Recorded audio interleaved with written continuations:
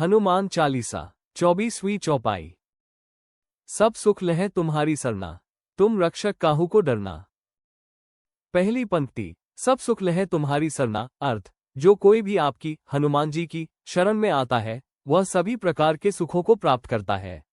भावार्थ, हनुमान जी की शरण में जाने का अर्थ केवल भय से सुरक्षा पाना नहीं, बल्कि मानसिक, आत्मिक और सांसारिक सुख प्राप्त करना भी है।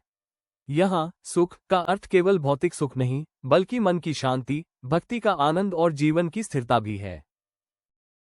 जो व्यक्ति सच्चे मन से हनुमान जी को याद करता है, उसके सभी दुख, भय और कष्ट दूर हो जाते हैं। हनुमान जी स्वयं कहते हैं कि जो मुझे सच्चे मन से भजता है, मैं उसे कभी अकेला नहीं छोड़ता।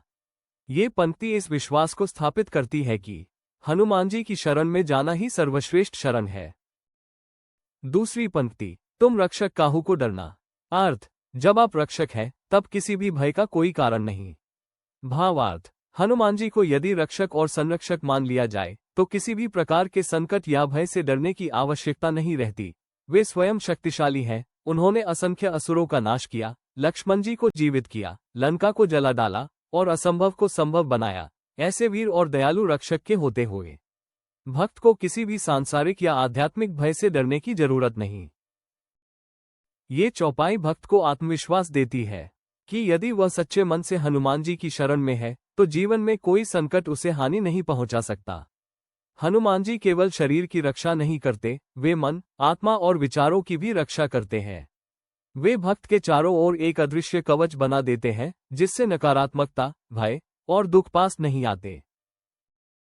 सनफ्लावर शिक्षा और संदेश। शरणागति सर्वोत्तम है। जब हम हनुमान जी की शरण में जाते हैं तब हमारा हर दुख मिट जाता है।